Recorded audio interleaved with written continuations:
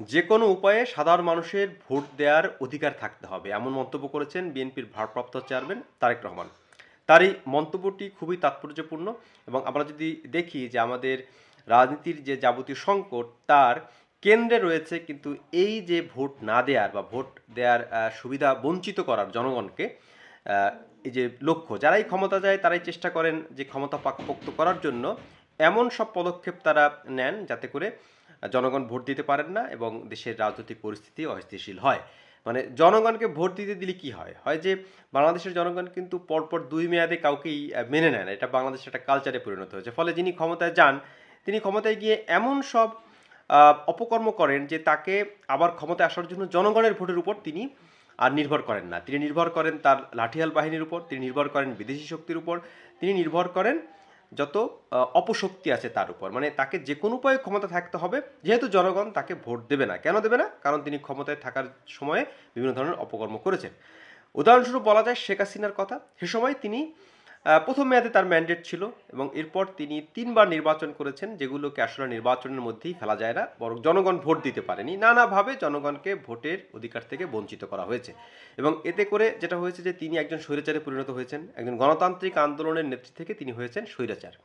এটাই বাস্তব যে শেখ হাসিনার রাজনৈতিক যদি আমরা উত্থান পতন দেখি তাহলে তিনি যে সংগ্রামের মধ্য দিয়ে তিনি উঠেছিলেন, আবার তার পতন হয়েছে কিন্তু তার বিরোধীদের সংগ্রাম আন্দোলনের মধ্য দিয়ে।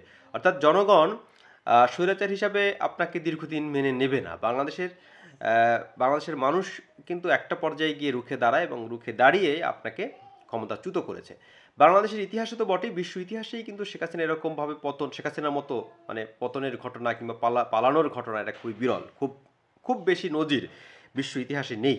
শেখ হাসিনা বাংলাদেশের ইতিহাসে সেই উদাহরণ সৃষ্টি করেছেন। এখন তারেক রহমানের বক্তব্য দেখুন, তিনি বলছেন যে কোনো উপায়ে সাধারণ মানুষের ভোট দেওয়ার অধিকার থাকতে হবে। এক্স্যাক্টলি তাই।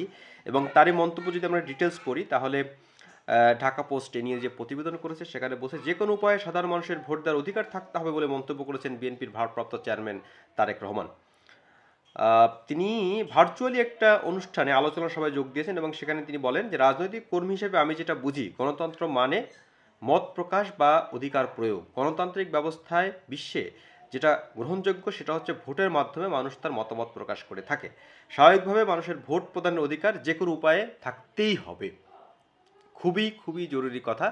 এখন সবচেয়ে যে গুরুতর প্রশ্নটি আমরা এখানে রাখতে পারি সেটা হচ্ছে আপনি যদি কখনো ক্ষমতায় যান, আপনি যদি দেশের প্রধানমন্ত্রী হন, আপনি কি আপনার এই কথা রাখবেন? মানে আপনার এই আহ, আপনি যে কথাটা বলেছেন যে যে এই দর্শন কি আপনার থাকবে কিনা, এটা আমরা নিশ্চিত হতে চাই যে আসলে যারা ক্ষমতার বাইরে থাকেন এবং যেহেতু এখন নির্বাচন হলে বিএনপি ক্ষমতায় যাবে সে কারণেই কি আপনি এই কথা বলছেন?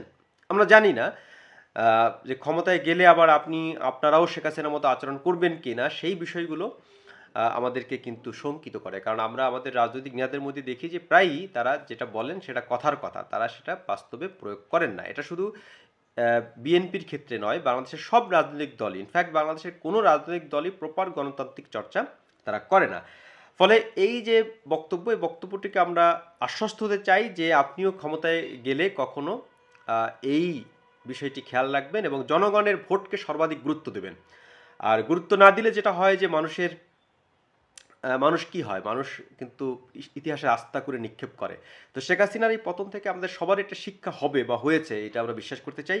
আর তারেক রহমান সাহেবের এই বক্তব্যকে আমরা সর্বাধিক গুরুত্বপূর্ণ বলে মনে করি যে কোনো উপায়ে সাধারণ মানুষের ভোট দেওয়ার অধিকার থাকতে হবে এবং এই অধিকার কেউ যাতে ক্ষুণ্ণ করতে না পারে ভবিষ্যতে, সে বিষয়ে আমাদের সবার সজাগ থাকতে হবে। জনগণ কাকে ম্যান্ডেট দেবে কাকে দেবে না সেটা জনগণের উপরে ছেড়ে দিতে হবে এবং জনগণের ভোটকে, জনগণের যে সমর্থনকে সর্বোচ্চ গুরুত্ব দিয়ে রাজনৈতিক দল এবং নেতারা বিবেচনা করবেন, এটা আমরা প্রত্যাশা করি।